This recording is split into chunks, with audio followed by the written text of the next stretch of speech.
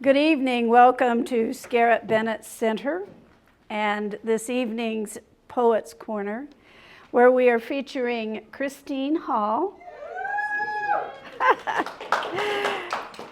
And I want to read this biography. Christine was raised in a trailer at the edge of the Adirondacks by troubadours and cultish pornographers.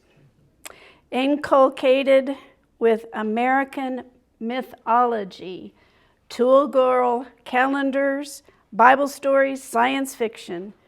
And she built on this education while hitchhiking across the continent. What a woman. Now at home in the Nashville arts community, Christine organizes and hosts the Poetry in the Brew open mic. And they just had their finale. Sad. Her work has appeared in and about Nashville, several anthologies, including Sinew and a Be About It zine, on MTA buses, and on stages with the Yanni Pearl Monologues, the Cabaret Noir Collective, TSU, Third Blind Records, and Oz Arts. She writes, she edits, she performs, she publishes, she produces.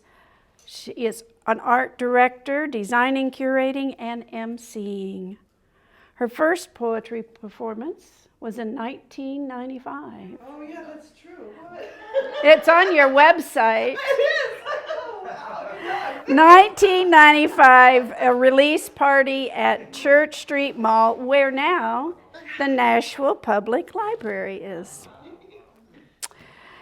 Advocating for the arts and sustainable gardening is essential to her life, and motherhood moves many of her expressions.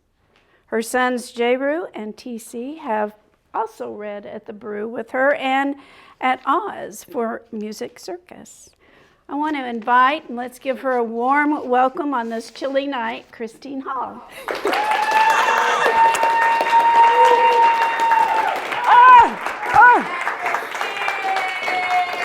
Wow, thanks y'all. I will try not to hit the microphone again in my enthusiasm. It means I am so far moved that y'all have made it out to spend this evening with me. And I'm gonna read you some poetry. I have it here, I brought it. Thank you, cool. I'll start with a sip of water.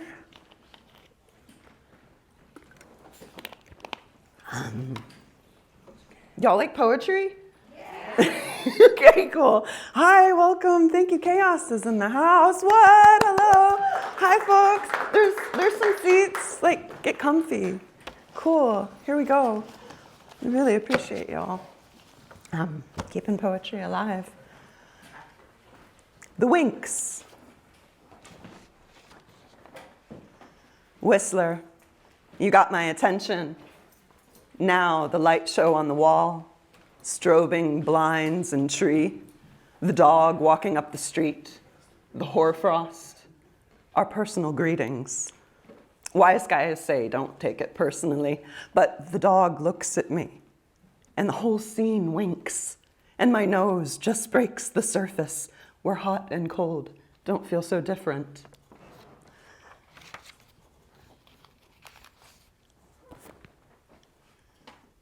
Figure 2. This one I will say the beginning of every other stanza where I say watch, except for the final time. That is a quote from a poet, Miroslav Holub, who is a Czech poet who shared my birthday, but way back in the beginning of last century. Figure 2. This she can do. Pour wine in a plastic cup, nails on, coral red, lashes on, blackest black. Watch, she tells the tourists, teaches them where to look. This is the trick. Don't look at the plastic. Look at the contour and the content, not at the window, but through it. The coral red tip-off.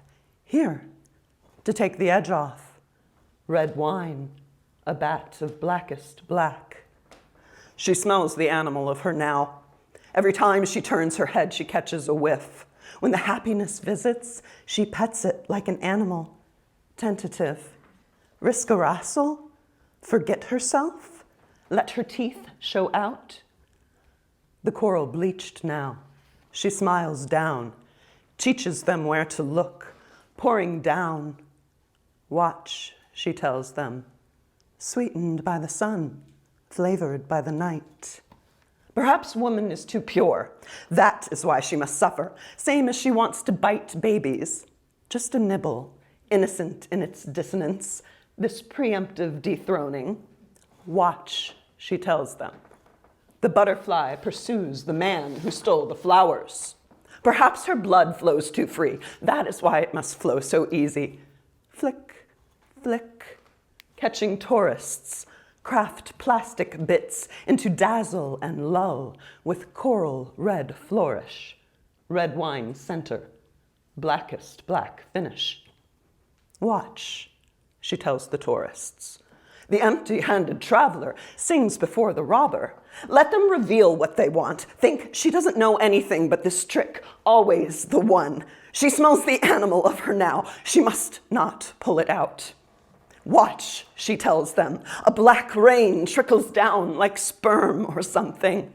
A blinkless ocean of restraint. Behind every rivulet, a black rain pours into the hollows. Whalebones buttress her templed face. Fly the flagging cathedral of stain. Watch, I am useful. I leak. Watch, she tells them. They are telling time by each other, the cannon and the chronometer. Blackest black, time for wine. This grape was born before I, and I watched it ripen before parsnips took our places.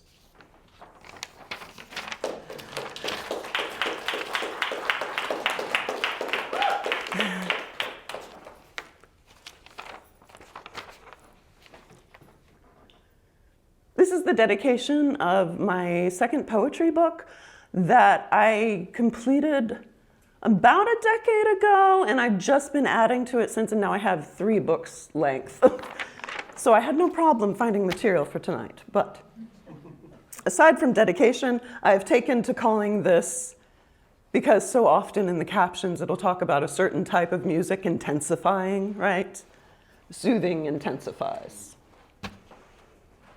If you like to sit in front of the fire just within reach of the strongest sparks, if you entertain the sting of salt water in a tiny cut, the burn of spicy things, the tingles when your feet wake back up, the dip in your stomach at an elevation drop, mud under your toenails, and healthy, verdant stench, then decomposing beasts on the roadside are quietly thrilling, and you might like to sit here by the fire with me.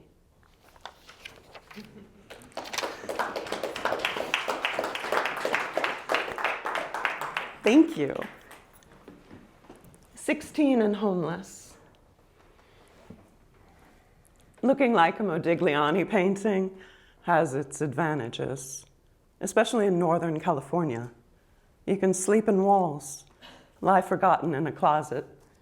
Many men will want to have you when your existence is to attract the attention of one girl, who by some accounts looks like you, but she does not look like a Modigliani painting. And in her art studio, as you scrub to remove the scummy layers, try not to get too wet, or let on that you'd sleep anywhere tonight, except in a bed. You won't have to beg for food, as there is a place for you, if not at the table, then propped on a bench outside the restaurant. And those who ever claimed ownership might fear you'll be stolen, while you rest knowing you cannot steal a gift.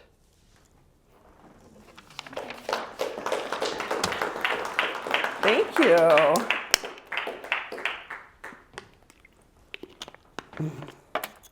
This next segment, I'm going to do a few pieces from a book I put out myself on Amazon once upon a time because I got tired of carrying this kind of stuff around, and it was way cheaper than doing it at Kinko's. So yeah, double entendre there in waking up God, because either on the 8th day, maybe she woke up, or also maybe we wake up and go, oh yeah, it's, I gotta do something here. Okay. Oh, this is the one that was on the inside of a bus. Yeah, when they do that program and you can submit to get your poetry on a bus, I recommend you do that. That is a very satisfying feeling. Dedicated to our state bird, imitating flatters. Beautiful mockingbird, thank you for making fun of insomniac me, and the city bus, and the cat, and the sirens, and the horns, and the radio, and the car alarm. You really are hilarious. Everything as loud as you is devastating in some way. Like watermelons do.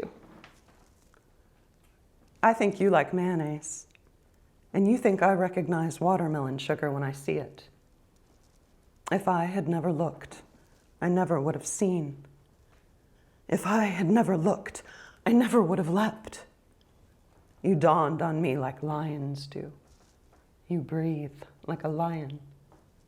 I felt you looking back as I looked at you. I saw you looking back, and everything turned a sweet watermelon hue. Oh, thank you.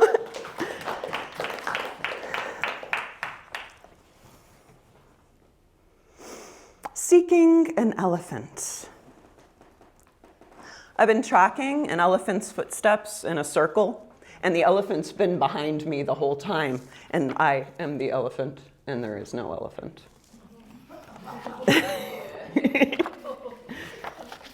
Moon face. A year on the surface of the moon would give me a face like this. So would 18 years of meticulous excavation. I hound the quiet. I pry in, claw for it. Do you come when I call or when I stop calling? No.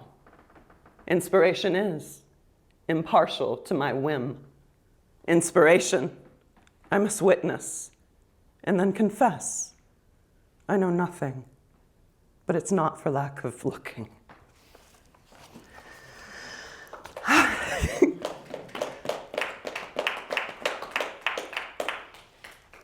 Spit.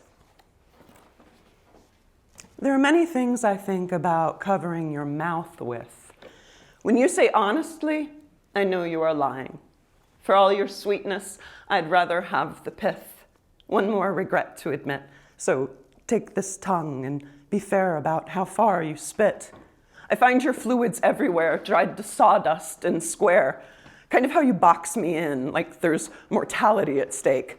It's a filthy choice to have to make when cornered. Souls less like basis when pressed firm against the floor, bare and sooty as defiance, but envy. I can hardly breathe, and you thrive with clouds of smoke about your head, wrapped in salacious swirling. Suck me in and hold it tight, extracting attention in drops, drawn again, leaking lines downward. You're too goddamn distracting. I want you still and dead quiet, so I say, this could be anywhere. I'm sharper than your hands would think. I cut you off and with a wink, lick our fingers to their link. Wounds rejoined in smiling protest, coming together it seems. You hold us up, I'll stitch it tight.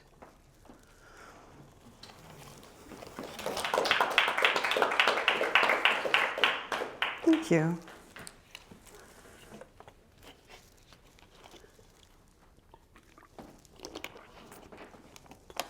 This next one, it's a little snide. I think you can tell by the title, which is Pity Petty. My, what pretty egos we have. Did I say pretty? Have you had to be fashionably late on your mortgage?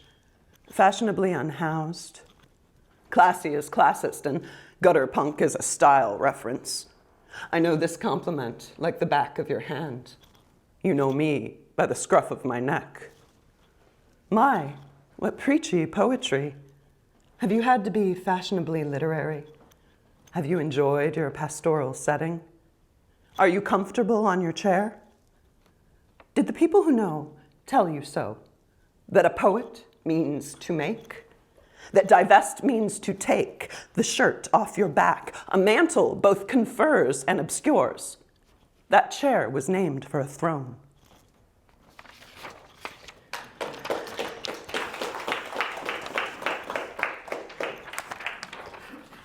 Mama knows. I am Mother Earth incarnate. What? You think I'm stardust? This Mother Earth knows best.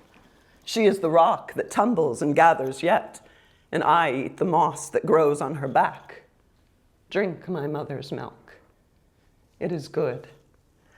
Let the stars be powdered and reconstituted for nourishment. Let the intimate connection flood you with blush. Let the embarrassment burn your eyes, a stinging white sparkle. Nurse the contented, uncomfortable, sublime. Keep your mouth cool. Let the stars roll, let their eyes roll against a sky that is always night.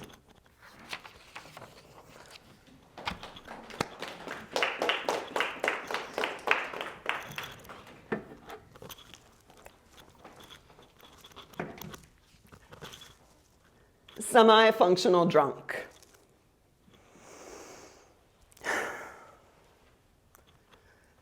First, let me tell you he is a white man.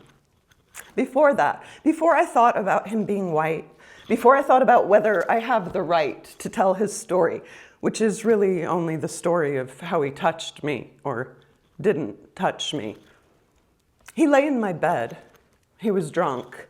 He was always drunk before. He touched me, but he didn't want me to touch him. He liked my husband, and it didn't matter to him. The papers were already served. He touched me, and he said, "You're so pretty." He said it again. He was drunk. He prided himself on being functional, but only to a point. Let me then tell you, he is an artist. But I never thought of him being white before, only thought of him as a good man, a good artist, a good friend to my husband. And now I think of him as a white man, but only in terms of whether my thoughts of him are well invested when he is so well represented. But he is a good man, and I have never thought of him as white before, nor have I ever been stingy with my heart, nor my thoughts and prayers, which are so plentiful a resource as to be worthless in some markets. Surely I, a white woman, whose stores are full for the picking of such concerns, can spare a trifle for him, but who could care less if I didn't?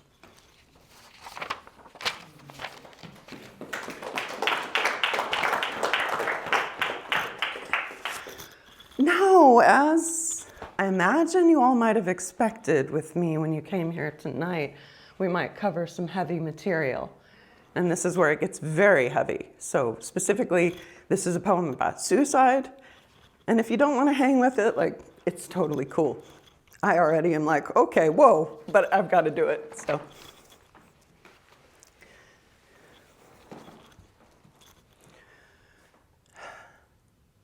Craig killed himself. The day he died, I got my period and bled on the sheets and didn't change them for 2 nights. His mother said there wasn't enough blood in his body to test the organs for safety, so his beautiful eyeballs went to waste. Maybe he didn't want to curse anyone else with his sad parts. Maybe he just wanted to be ashes, to be taken as dust, to be scattered to the wind, to be mud in the water come springtime. She wants to be fit for climbing the bluffs, where he asked to rest with the father who left, and hot for her 50-year high school reunion with the old classmates who sent her sympathetic emails, who she doesn't remember. His old classmates showed me pictures from before we met, flashing a peace sign and glasses and trench. He looks like the 16-year-old son he left. He was the ex-husband, the comedian, the tree surgeon, the dropout, the drug addict, the alcoholic, the jailbird, the middle child, the sweetest badass alive, and he killed himself. It's not the setup or a punchline. It's not a dread. It happened. He got sick of the worries. He coughed up his quota of blood. He smoked his last Winston, told his ex-girlfriend his last drink was in hand. She heard he said that to all the chicks and told him to have hers while she was at it. He called our son, said he loved him. He'd see him another time. He was sorry and always remember he's proud of him. Our son called it a cryptic conversation. I thought he was back in prison for violation. He left his wallet and keys to the truck where he slept when he didn't have a crash pad, but took his license and phone 15 stories up to the best view of this town, he told our son, who can't wait for developers to tear it down. The paramedics found him without a pulse, administered CPR, a neck brace, and a trach. The hospital pronounced him dead at 7:12 p.m. Our son wanted one last hug, but wanted him to hug back. I closed one eye and touched his forehead, ice pack skin, kissing oblivion. His mother wanted to know how he got up there, but he always was a climber. He called to say he loved her and a goodbye, to apologize and thank her. The neighbor asked if he was sick. I said, for a while now, and she blessed him. Foul weather friends are more plentiful than fair ones. The grandmother who didn't acknowledge me for 10 years dials her great-grandkids from a nursing home in St. Louis. I tell them to speak loudly. I love you, Bubby. She fell from the tub and broke her hip. Let there be peace between us. Let the blood flow fresh. I grieved him for so long. Now that he's finally gone, let me accept this loss. Let me cleanse myself of it. The sheets go out with the wash.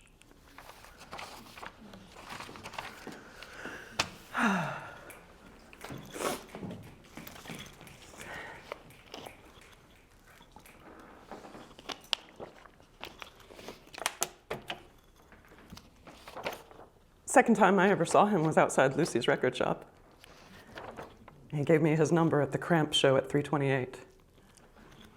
Voice lessons to Caroline. I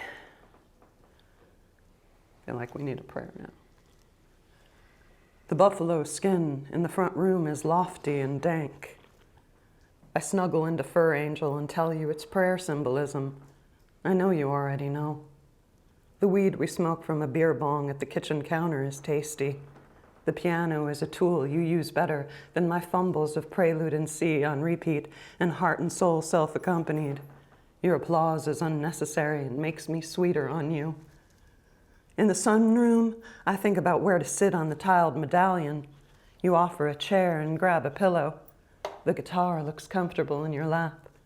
I decide to kneel off center for starters, then fidget through my repertoire of poses. We talk about hula hoops and I sing around you, chanting, dry, dry. On the way out, I pluck at the harp beside the buffalo rug, sounding clumsy. You brush your hands across the strings to unleash a choir of angels and fold your arms around me. This is how you teach me harmony.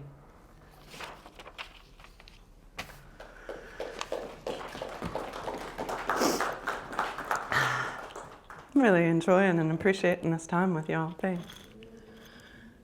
Cavalry. 4 men on top of a building. I was one of them, watching from above, watching the man I was push 2 off in quick succession. Before the other noticed, they fell towards the ground, clouded in mist or distance, and the 3rd man turned as I approached him, about to push again. They were bad dudes, I could tell it. Then he asked, would I be his mentor? A bad man in Mexico. I followed him, stole his cash, laptop, a piece of magical technology, had to hop a plane in his name and needed protection from him, heading me off at the airport, so I visited a witch doctor, and she did her business without requesting payment. We were in cahoots. Yet I spread out all my pendants and searched for one to give her, a broken horse head, an owl missing a rhinestone eye, none of them sufficient as the payment that wasn't requested. I visited her granddaughter tucked into bed, who was also my son. She said they'd kill her in the night. I wasn't so certain. She was my long-lost friend, and she wondered if it was too late to get back with her husband, and I answered, you can have whatever you choose, like always. Her eyes could have rolled. Instead, they flashed, and I quoted Caroline, you are the only one here. Do you understand what that means? We did, and cried at the magnitude of our freedom and loneliness. The The wallet was made of fine upholstery leather, styled to fit a checkbook, and both pockets full of $1, $20, $100, and $120 bills. Some of them surely were marked. Sweet tea. No more crying. This is a happy one.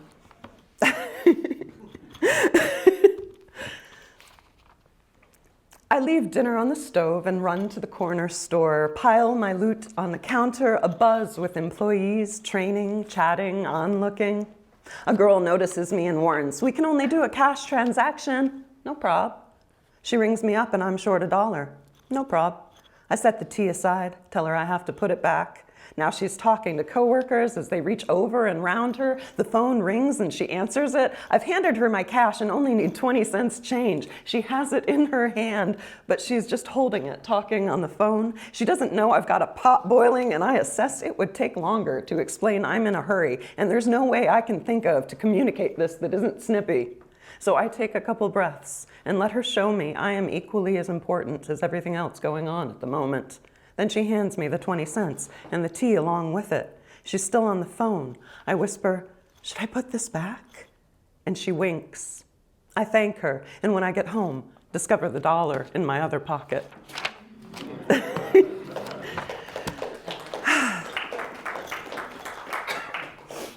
On our date at the zoo with your mom and the kids, wasn't it fun and sexy with all the animals and all the times I got sad that you weren't paying attention to me because I am jealous of the binoculars like I am jealous of your pillow.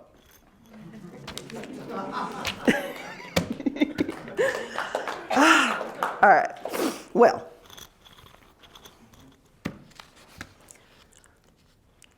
this one's serious. And it's still happening. And I still write them, but I went back to this one. Screens. A comely brunette in a scene of distress, mangled limbs and tattered flesh, warriors and heroes tend. These two men who probably saved her life, her family is looking for them. These two monster children of Chechnya, the police are looking for one of them. His big brother is already dead. The story takes pains to reason we should not assume their radicalization had anything to do with them being Chechen, according to the source, and by extension framing the question, did their time in Kazakhstan or Boston? A boxing website quotes the dead one. He didn't have any American friends, didn't understand them, nor do we understand them. Finger them as scum from war-torn lands and inbred rebellion. Now we will remember them, the men who helped, the family and friends who want to thank them, and those who did the violence. Persons of interest fingered by the police, the media's fingers around their necks. Everyone's just doing their jobs. The mob's job is to rally behind a common cause. My son, the young warrior, fixates on heroics but yearns for daily acts of kindness. His reaction? It's sad that it takes a disaster to get people out there to help. They may volunteer selectively, but where's the rally for this cumulative tragedy of war, upon prejudice, upon poverty, upon hatred of fellow man, rape and abuse of our land and women? My friend who lives in Boston is really trying not to panic. Her son chats with the neighbors about acts of terrorism. Sons and brothers, these terrorists. Their father says angel and studying medicine. The toughest pill is compassion for them and the monsters who stalk their thoughts, dreams, memories. They're not worth it, it's asserted. They're human garbage, and look at this mess of mangled limbs and tattered flesh we let manifest our reactions. The immature hero, mired in the ego, awaits a reaction. The warrior steps up to meet his quest, serve and protect. He's run on for a long time, and actions have consequence. Cause and effect may be interwoven or not. Destinies intertwined, a beckon to evolve or rot. Reckon these images will resolve if not stopped. Photographs revert to color-coded maps of mangled limbs and tattered flesh. In one man's imagination, a call to act, as another man's will to react forestalls contact.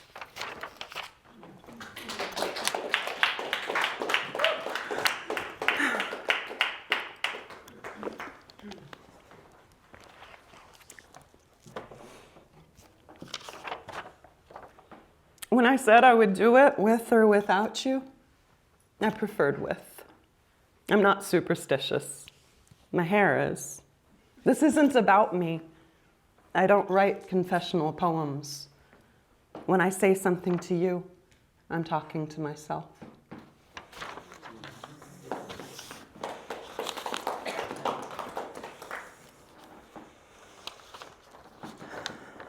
Time Out of Mind for Bob and Nico in Paris, 1964.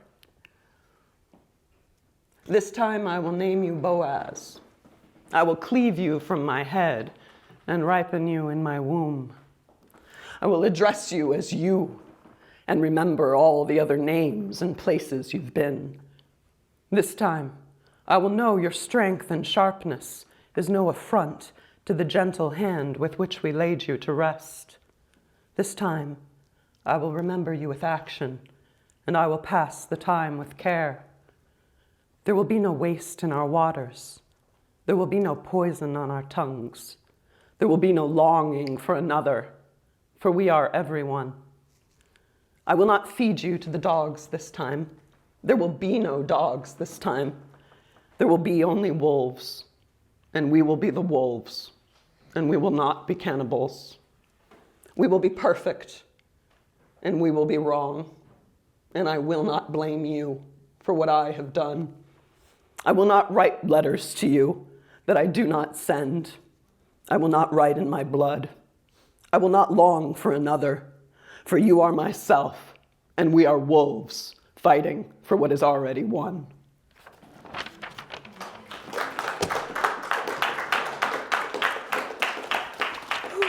Woohoo! Where are we at? Okay, cool. We got a few left. I don't know if we'll get there or not. We'll see. We kind of dallied there at the beginning. Bugged out. Y'all might know this one. Y'all know I love to talk about excoriation disorder, especially as it relates to the artistic process. Picky. Bugged out. Hours after the performance, I stand before the mirror in the dressing room and reflect. The dressing room is my bathroom, and I only use it to undress. My yoga teacher was an actor. He called our bodies costumes. I digress to redress my wounded ego. Two to tango, two leads in this play. Hours later, alone, I interrogate, each line for new meaning, poring over every pore, squeezing out information, clues, cues, critiques, catharsis, inserting alternate scenes, sequences, endings, practiced as dramatic reenactments, vindicated in this monologue and better prepared for the role of Frankenbug. You make me act like a monster in this loopy head movie where no one speaks to what's really happening. What we're thinking and feeling are the aces up our sleeves. My great-great-great-grandfather lost our hometown in a card game. There's a school named for him. They're living lessons in near-dead languages. Monster is Latin, as any old gray notion. Monstrar, to show. What a show we put on. Monstrum, to warn. I warned you what could go wrong. I've got the bug to improv Frankenstein, mold and improve my face, recount his bride, intercut in a race, punch holes in my ears, 9 on one side, with rings that were extracted by forceps when we rolled 3.5 times. There were forceps in the delivery room and a cast of understudies. Awaiting, baby. These are tweezers, and I'm pulling the ace out of my sleeve to win this wager against Frankenbug inside me. Hours later, our conversation's still bugging me. I pluck each of the bugs I placed earlier carefully as I lean over the sink and contemplate these loops replay on repeat. Earworms rally through my brain. I exhume the remains of our exchange, performing the opposite of an autopsy, reconstructing the scene. Maggots feast and bugs crawl all over me. I'm made of bugs. I'm Frankenbug, assembled to avenge the segments that were sentenced to premature deaths. Hours later, 2 usually, when I'm craving a cigarette, I rehearse for next time, awaiting callback. My hand goes in again, and it's too late to play anything but solitaire. show my face, get stoned enough, drunk as Baudelaire in Belgium. I level with my smoke-streaked eyes, framed in swollen red curtains, stuck in the spotlight. When I'm ready to face you as I am, then I will ace the audition. Thank you.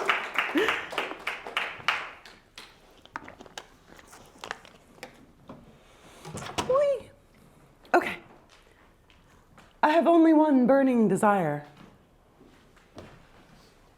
Kali, why do you want to watch the world burn? Because it's old and tired, and I want to build a new one. You don't have to burn it to do that, do you? No, but I like to finish what I started.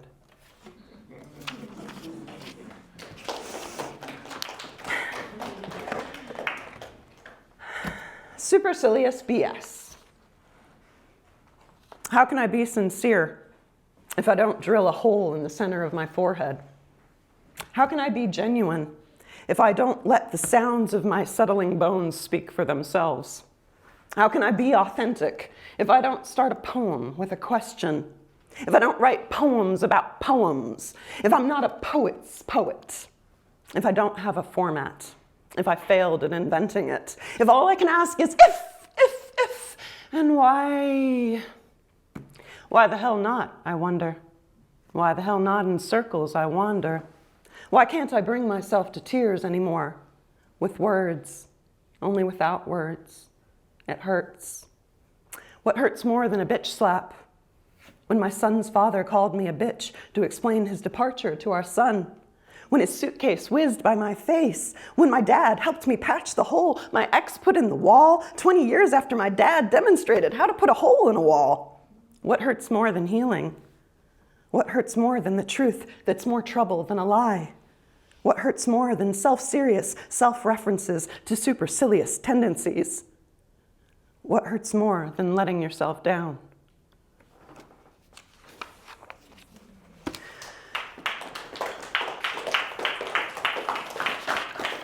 Okay, let's see. A fun one. Right? Sure. We're going for it. Fart face. There are some things I don't want to face. Like sometimes I don't like how his mouth tastes. It's too wet or too wide, swallowing me too quickly. I turn aside. Do not want to face this. Do not want to waste this. What do I want then? What is my yes? Hawaii, Kauai, farming and skinny dipping? If I can't save the world, then I suppose it's time to start thinking about saving myself. I know somehow these things are linked, that I can only do my part, and here is where I start. Some lady stabbed her boyfriend after he farted in her face during an argument. That's the headline, but actually he threw the knife first. Here's where we start. We both take turns starting it, and when we really get going, we both feel finished. Excuse me if we don't part with a kiss. The taste of this chanting, unenchanting. The saliva, thick and sticky. The mouth open too wide. The forthcoming apology, sickening. Lurches everything to a halt. All my processes. That's the second time he said, I'm sorry first. I'm sorry to keep track, and I'm not. Love can't be justified, but it must be just. Taken on the whole, no one moment can make or break you. Everyone gets a second chance with a second set of specs. Promises can still be broken, even when sealed by honest lips. When no promise is made, one can still be expected, and one's heart still broken, open. There, my heart has molted. Come, give me a kiss.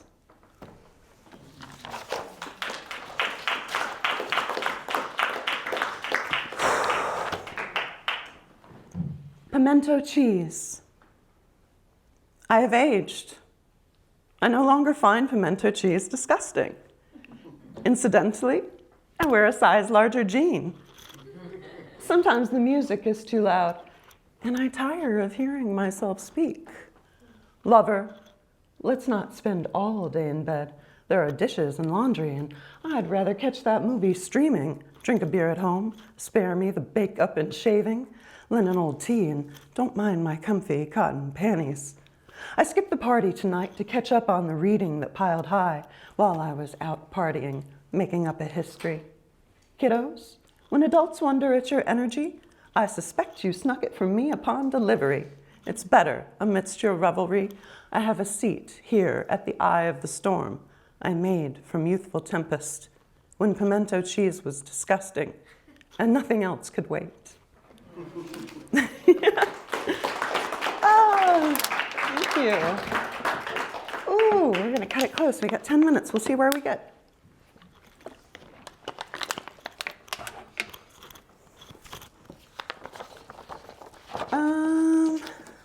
I think we'll do this one, and that one, and that one. Yeah. A home like Mama used to make. I will. A wonderful local artist, Ali El-Shir, asked me to participate in a protest for Palestine at Public Square. And as a Jewish woman, I really take that to heart and appreciate having a part in something to say about that, because I do. A home like Mama used to make. Stick a fork in me, I'm done. I just don't know how I can go on. My people are hypocrites, perpetrating the same atrocities that were done to them, or should I say us. Even though I don't feel connected, I know we're all one. Hey people, don't you know genocide is wrong? There isn't any euphemism or intellectual contortion or historical context to alleviate the war crimes we do and we've done, the daily brutalities, the imperialist cruelties, and you want me to hope for something more than the end to all of it? For Zion? For holy war? For homeland? For crusades? For Armageddon? For legislation? For lobbyists? For funding? For bigger, better weapons? For families undisturbed in their homes? For Gaza? For the West Bank? For the World Bank? For the illumination of secret power plays playing out on the world stage? For the babies crying? For the parents mourning? For the siblings separated? For the silver linings? For miracles? For divine intervention? I'm done. But you're not done until you've undone everyone who doesn't fit your narrow definition for inclusion as person, sovereign nation, deserving of everything you might want for yourselves. A homeland, peace and security, a family, a community, to do unto one another as you'd have done, not what's been done and done for time in memoriam.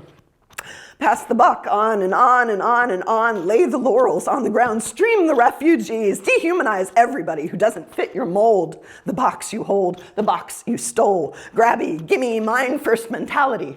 No witnesses. Leave no witnesses in this place. Leave only your disgrace, how you deface the sacred space, hallowed ground, the earth our home, this land you claim indigenous, this book you claim provenance, this cheek you won't turn it, this eye I won't give it.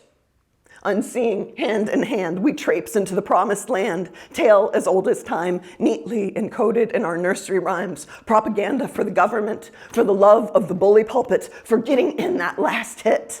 Why do I insist on speaking in rhyme when there is no reasonable reason? I'm sorry, I don't have the time to subvert my instincts or rework natural inclinations. I'm sorry, our evolution isn't in real time. I'm just trying to keep up with these lines drawn in the sands of time, so far out of line, the line of fire off the front lines out of some desire to preserve life. Heard, if we don't, we might die. Heard, critical thought and independent observation is suspect. I heard a blast and then nothing, not even a song. A requiem for humanity laid on the altar of possibility, held up in contrast to what's done is done. Every parcel you snatch, you say you've won, but you have yet to see the judge. Are we talking about the International Court of Public Opinion? Tribunal reckoning to shake things up? Another culture swap? Counter that. Swap meet? Fair trade? Appropriate? Colonize? Legislate? Fund the mass graves. There, it's done. You've killed everybody. Are you done? Why don't you make more babies to populate and play and fight for the birthright to square one? Now we're done. Back to where we've begun. Are we ever going to learn or just keep traipsing, unseeing over bodies that once called this home? Are we going to keep playing follow the leader, playing war games, mediating, indoctrinating, manipulating narratives to sell the story of the winners, the victim-blaming, victim-claiming victors? I did not come to play. I came here to say, let my people go home. Let my people not be thrown out into the street, laid out in the streets, taking beatings, never missing a beat in pursuit of a home. Did someone say happy?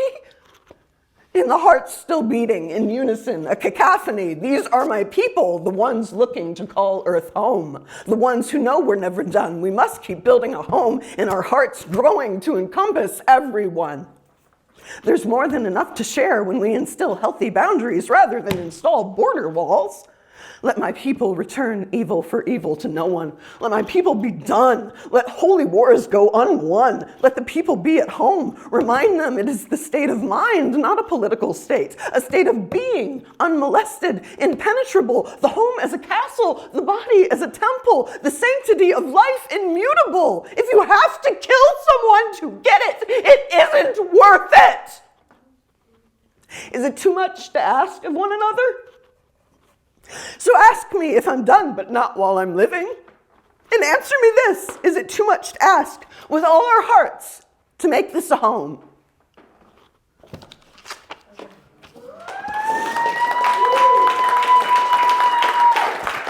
Thank you.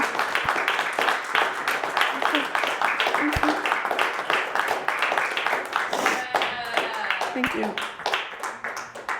I think we'll let it rest there. Unless we want one little light blessing on the way out. Yeah? Okay. All right. We'll do this. I'll have a sip of water first. I love you all so much. Thank you for sharing this with me. Honor and blessings to each one of you. Exponential creativity, carrying forth the life out into the world.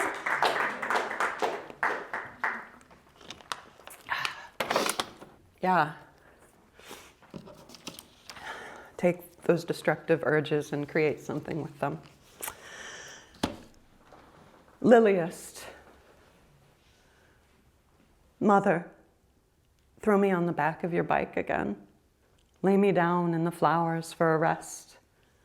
Let the tiger lilies tickle my eyelash web threads, strings of perception tendriling out into etheric shoots of light-soaked resplendence.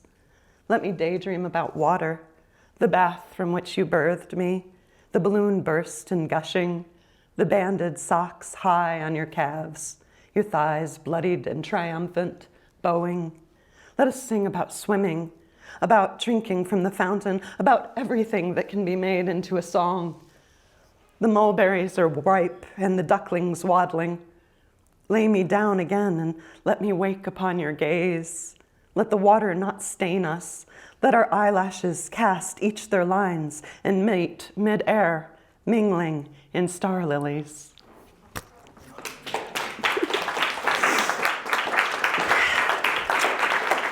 Thank you, Donna.